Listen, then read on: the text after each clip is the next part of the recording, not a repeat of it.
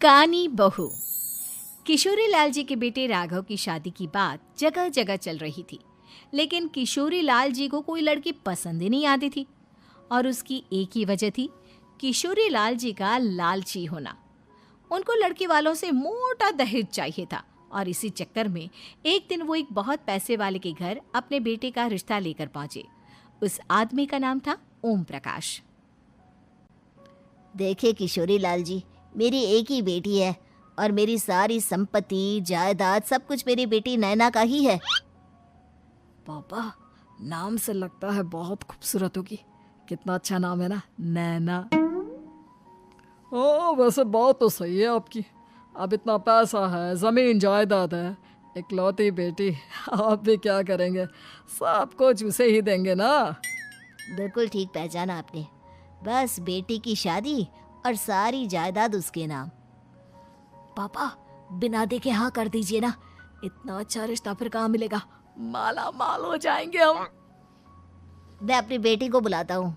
अरे नहीं नहीं नहीं नहीं, आपकी बेटी का नाम नैना है, सुनकर ही लगता है बहुत सुंदर होगी। रहने दीजिए अंकल, मैं तो आपकी बेटी के नाम से ही इतना खुश हो गया हूँ कि उसे बिना देखे शादी करने को तैयार हूँ। अब तो मैं उसका चेहरा सीधे शादी के बाद ही देखूंगा। और इस तरह राघव नैना का चेहरा नहीं देखता और उससे शादी कर लेता है। शादी के बाद अपनी सुहाग रात पर जब राघव नैना का घूंघट उठाकर देखता है तो नैना की आंखें बंद थी। कितनी खूबसूरत हो तुम नैना, जरा अपनी आंखें खोलकर मेरी तरफ देखो तो सही। नहीं, मुझे शर्म आती है। अरे, मैंने तुम्हें शादी से पहले भी नहीं देखा, और अब अगर तुम आंखें खोलकर मुझे देखोगी भी नहीं तो मुझे अच्छा कैसे लगेगा? इससे पहले कि नैना अपनी आंखें खोलकर राघव की तरफ देखती, अचानक से लाइट चली गई और राघव नैना को पूरी तरह से देख भी नहीं पाया। अगली सुबह नैना राघव के लिए नाश्ता बनाकर लेकर आई। अरे ये क्या, आधा पराठा सीका हुआ है और आधा बिल्कुल कच्चा। ये तुमने क्या किया नैना? बहू, तुमने क्या आधा पराठा तवे से नीचे लटका कर रखा था, जो आधा सिका है और आधा कच्चा? मुझे जितना दिखेगा उतना ही तो सीखूंगी ना पापा जी। जहाँ जहाँ मुझे नजर आ रहा था वहाँ मैंने सीख लिया, जहाँ जहाँ नहीं दिखा वहाँ कच्चा रह गया होगा। इसका क्या मतलब है? ये कैसा मजाक कर रही है तुम? अरे बहू, तुमने इतना लंबा घूंघट क्यों लगाया हुआ है? देखो, हमारे घर में बहुओं को बेटी की तरह रखा जाता है, और फिर तुम तो इतना सारा माल लेकर आई हो। देखो, ये घूंघट डाल कर रखने की कोई ज़रूरत नहीं है। हाँ नैना, पापा जी ठीक कह रहे हैं, तुम तो आराम से रहो, अपना ही घर समझो। नैना अचानक से अपना घूंघट उठा लेती है। अरे ये क्या पापा, नैना की तो एक आंख फूटी हुई है। नाम से नैना, लेकिन ये तो कानी बहू निकली। मेरे साथ धोखा हुआ है, धोखा। बिना दिखाए अपनी कानी लड़की मेरे संग ब्याह दी। मुझे कानी बीवी नहीं चाहिए। मुझे अभी ओम प्रकाश जी से बात करनी पड़ेगी। आखिर उन्होंने मेरे साथ ऐसा किया क्यों? अरे, आप लोगों ने ही तो पापा से कहा था कि आप लोग शादी से पहले मुझे देखना नहीं चाहते। अब मेरे पापा पर क्यों इल्जाम लगा रहे हैं? अरे लेकिन उन्हें बताना तो चाहिए था ना कि तुम कानी हो, एक आंख से तुम्हें दिखाई नहीं देता। किशोरी लाल और राघव नाराज होकर ओम प्रकाश को अपने घर बुलाते हैं।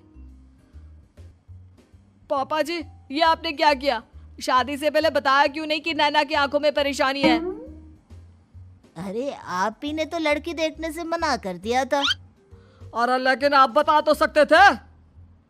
आपको तो हमारी बेटी की प्रॉपर्टी चाहिए थी, वो भी पूरी की पूरी। अब क्या हुआ अगर उसे आधा दिखाई देता है? प्रॉपर्टी तो आपको पूरी मिल गई ना। अरे ये क्या बात हुई? मेरी शादी प्रॉपर्टी से नहीं, आपकी बेटी से हुई है।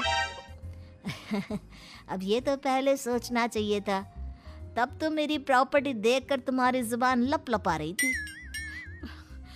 लेकिन मैं कानी लड़की को अपनी बीवी बनाकर नहीं रख सकता। पापा, कुछ करिए ना आप। हाँ, करता हूँ। देखिए ओम प्रकाश जी, आप हमारे साथ ऐसा नहीं कर सकते। और तुम देखो, अगर तुमने मेरी बेटी से शादी तोड़ी ना, तो जो भी प्रॉपर्टी मैंने तुम्हें दी है वो तो पूरी की पूरी वापस ले ही लूँगा, और आधी प्रॉपर्टी तुम्हारी भी लूँगा। अरे मेरी आधी प्रॉपर्टी भला क्यों लेंगे आप?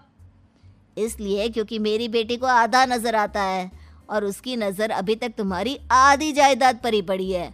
अब तुम उसे घर से निकालोगे तो कुछ तो लेकर जाएगी ना। और अगर हम आपकी बेटी को अपने घर की बहू बनाकर रखे तो? तो तुम्हारी पूरी प्रॉपर्टी तुम्हारी ही रहेगी, और जो मैंने तुम्हें दिया है ना, उसमें से बस मैं आधा लेकर जाऊंगा। अरे लेकिन अब आप अपनी दी हुई प्रॉपर्टी में से आधी वापस क्यों लेकर जाएंगे? अगर मैं आपकी बेटी को अपनी पत्नी बनाकर रखने को तैयार हूं तो? इसलिए ताकि भविष्य में अगर तुम मेरी बेटी को धोखा दो तो उसके पास कुछ तो रहे जो पति का हो।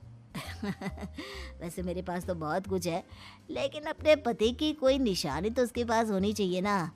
अब अगर तुमने मेरी बेटी को कहानी कहा तो तुम्हें प्रॉपर्टी भी कहानी ही मिलेगी, पूरी नहीं। जमाए राजा। किशोरी लाल और राघव समझ चुके थे कि वो बुरी तरह फंस चुके हैं और अब उनके पास वहां से निकलने का कोई चारा नहीं है। अब समझ में आया ना, लालच बुरी बला होती है। एक तो तुम्हें प्रॉपर्टी मिली, ऊपर से बीवी मिली, उसमें तुम्हें नखरे भी दिखाने हैं। आए बड़े, चुपचाप बैठो दोनों। कुछ दिनों के बाद नैना राघव की कार लेकर बाजार घूमने निकलती है और जब कार लेकर वापस आती है, ये क्या? एक तरफ से मेरी गाड़ी पूरी खराब हो चुकी है। लगता है तुमने मेरी गाड़ी को किसी दूसरी गाड़ी के साथ एक्सीडेंट किया है। अरे अरे कितना बड़ा नुकसान कर दिया तुमने बहू। वो क्या है ना पापा जी, मुझे एक आंख से दिखाई नहीं दे रहा था, सामने से गाड़ी आ रही थी। मुझे तो सिर्फ आधा ही दिखाई दिया और वो गाड़ी मेरी कार से रगड़ते हुए निकल गई। अब मैं क्या करूं बताओ? आप इसे ठीक कराने के पैसे कौन देगा? तुम्हारे पापा। तुमने मुझसे इस तरह से बात की? अभी रुको। नैना राघव की शिकायत ओम प्रकाश को कर देती है।